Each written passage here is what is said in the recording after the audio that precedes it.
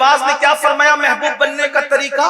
3 چیزیں فرمائی، اپنی بات مکمل کروں۔ فرماتے ہیں جس میں 3 چیزیں آ جاتی ہے وہ اللہ کا محبوب بن جاتا ہے۔ کس کس کو محبوب بننا ہے اب وہ خود کرے، میں ہاتھ نہیں اٹھواؤں گا، آپ کی مرضی ہے۔ جس کو محبوب بننا ہے غریب نواز فرماتے ہیں 3 چیزیں، غریب نواز علیہ رحمت و رضوان فرماتے ہیں 3 چیزیں اگر انسان اپنی زندگی میں پیدا کر لے تو اللہ تعالیٰ اس کو اپنا محبوب بنا لیتا ہے۔ فرماتے ہیں نمبر 1، چونکہ ہندوستان میں آپ تشریف لائے تھے اور انسان کی عقل کے مطابق گفتگو کرنے کا حکم ہے، ہندوستان میں 3 چیزوں کو مذہبی اعتبار سے بڑی اہمیت تھی۔ ہندوستان میں جو ہے وہ جن 3 چیزوں کو اہمیت تھی، آپ نے ان 3 چیزوں کی مثال دے کر کے لوگوں کے دماغ میں بات بٹھائی۔ فرماتے ہیں انسان کے اندر سخاوت ہو تو دریا جیسی سخاوت انسان کے اندر ہو۔ آپ نے دیکھا ہوگا دریا سے مراد یہاں ندی ہے جس کو ہم اپنی زبان میں دریا کہتے ہیں، اور ایک ہے سمندر اور ایک ہے دریا۔ فرماتے ہیں دریا جیسی سخاوت، دریا ہمیشہ بہتا رہتا ہے، تو فرماتے ہیں دریا جیسی سخاوت ہو۔ آپ غور کریں، ہمیشہ سمندر کے اندر آپ دیکھیں گے موجیں اٹھتی ہے، لیکن دریا میں کبھی موج نہیں ہوتی۔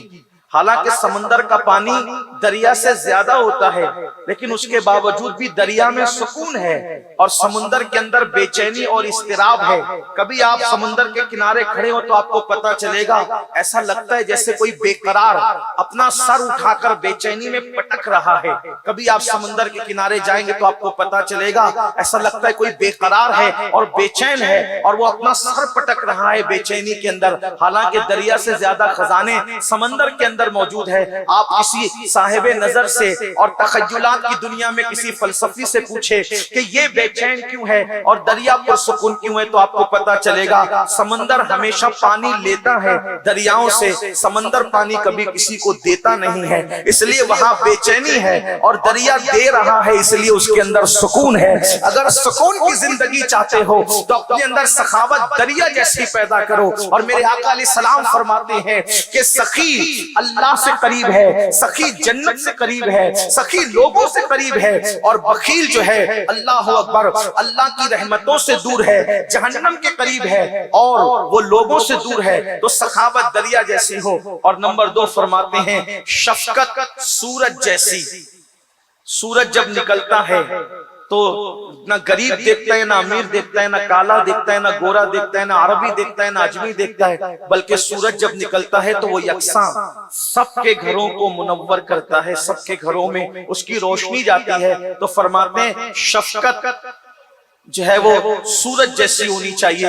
اور فرماتے ہیں تیسری چیز عاجزی اور انکساری زمین جیسی ہونی چاہیے، دھرتی جیسی ہونی چاہیے۔ آپ زمین کو دیکھیں کتنی عاجزی ہے اس کے اندر، کتنی انکساری ہے اس کے اندر، کہ زمین پر آپ کھودیں، زمین پر آپ مکان بنائیں، زمین پر پیشاب کریں، زمین پر پاخانہ کریں، کچھ بھی زمین پر کریں، لیکن زمین کبھی اعتراض نہیں کرتی، زمین کبھی جو ہے وہ احتجاج نہیں کرتی، زمین کچھ پوچھتی نہیں، سوال نہیں کرتی پلٹ کر کے، بلکہ اس کا سینہ کھود دیجئے اور بہت کھود کر کے گھر کا پہیہ ڈال دیجئے، گھر کی بنیاد ڈال دیجئے، پیشاب کیجئے، پاخانہ کیجئے، دندنا کر چلیے، دھیرے چلیے، زور چلیے، اور کچھ بھی کیجئے، کوئی اعتراض نہیں کرتی۔ لیکن جب انسان مر جاتا ہے تو پھر اس کو سینے میں اپنے سینے میں جگہ بھی دیتی ہے۔ تو غریب نواز فرماتے ہیں شفقت ہو تو سورج جیسی، عاجزی ہو تو زمین جیسی، اور سخاوت ہو تو دریا جیسی۔ جب کوئی بندہ اپنے اندر یہ 3 چیزیں پیدا کر لیتا ہے تو اس بندے کو اللہ اپنا محبوب بنا لیتا ہے۔ اور یاد رکھیے اس کو اگر آپ سنت نبوی کی روشنی میں دیکھیں گے تو آپ کو جگہ جگہ وہ چیز نظر آئے گی، لیکن اب وقت تو بہت زیادہ ہوا ہے، اس لیے اپنی بات یہیں پر مکمل کی جاتی ہے۔ اللہ پاک سے دعا ہے اللہ رب العزت سرکار غریب نواز کی تعلیمات پر ہم سب کو عمل کی توفیق عطا فرمائے۔ دوران گفتگو اگر کوئی غلطی ہو گئی ہو تو اللہ تبارک و تعالی اپنے حبیب صلی اللہ علیہ وسلم کے صدق و طفیل معاف فرمائیں۔ آپ حضرات دور نزدیک سے جہاں کہیں سے بھی تشریف لائے ہیں، میری گزارش ہے کہ غریب نواز کے مشن کی تحریکیں ہندوستان میں بے شمار جاری و ساری ہیں، ادارے بھی چل رہے ہیں، لیکن انہی غریب نواز کے مشن کی تحریکوں میں ایک تحریک سنی دعوت اسلامی بھی ہے، جو سواد اعظم اہل سنت و جماعت کی عالمگیر تحریک ہے۔ اس تحریک کا مقصد صرف ایک مقصد ہے کہ لوگوں کو رسول اللہ صلی اللہ علیہ وآلہ وسلم کے قریب کیا جائے، حضور کی محبت لوگوں کے دل میں پیدا کی جائے، اس قوم کو اللہ اکبر تین عین کی طرف مائل کیا جائے۔ ہمارے قائد ہمارے امیر اکثر فرماتے ہیں ہمارا مشن تین عین ہے، ایک عشق ہے، ایک عمل ہے، ایک علم ہے۔ ہمیں ان تین عین پر محنت کرنا ہے، لوگوں کو عاشق رسول بنا کر، علم کی شمع لوگوں کے ہاتھ میں دے کر عمل کا جذبہ صادق پیدا کرنا ہے۔ تو آپ حضرات جن علاقوں سے بھی تشریف لائے ہیں، اپنے علاقوں میں سنی دعوت اسلامی کی برانچز قائم کریں، سنی دعوت اسلامی سے جڑیں۔ اس تحریک کا مشن یہ ہے خود بھی گناہ سے بچیں گے، دوسروں کو بھی گناہ سے بچائیں گے۔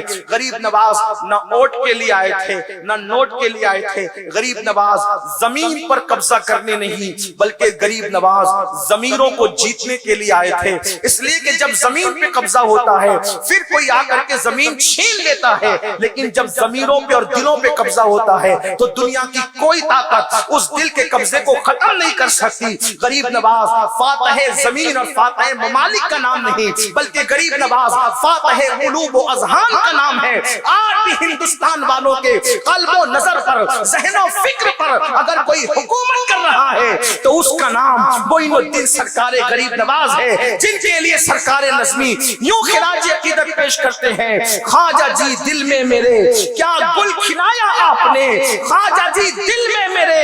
آپ نے یہ نہیں کہا زمین پہ گل کھلایا بلکہ کہتے ہیں دل میں میرے گل کھلایا، خواجہ جی دل میں میرے کیا گل کھلایا آپ نے، ظلمتوں میں نور کا دیپک جلایا آپ نے، تاکہ یہ بن جائے ولیوں صوفیوں کی سرزمین، تاکہ یہ بن جائے ولیوں صوفیوں کی سرزمین۔ اس لیے بھارت میں ہی ڈیرا لگایا آپ نے، تھا یہ جو اجڑا ہوا تھا یہ جو اجڑا ہوا سا شہر ریگستان کا، تھا وہ جو اجڑا ہوا سا شہر ریگستان کا، اس کو اجمیر مقدس کہلوایا آپ نے، اس کو اجمیر مقدس کہلوایا آپ نے۔ اور فیض خواجہ سے چلا ہے آج نظمی کا قلم، فیض خواجہ سے چلا ہے آج نظمی کا قلم، اس کو کچھ لکھنے کے بھی قابل بنایا آپ نے۔ آئیے سرکار غریب نواز سے بھیک مانگے کہ وہ جو مشن کے لیے ہندوستان تشریف لائے تھے، اللہ ہم سب کو سچے دل سے اسی مشن کا سچا دائی بنا دے، اور نائب نبی فی الہند سرکار غریب نواز کے فیوز و برکات سے اللہ پاک ہم سب کو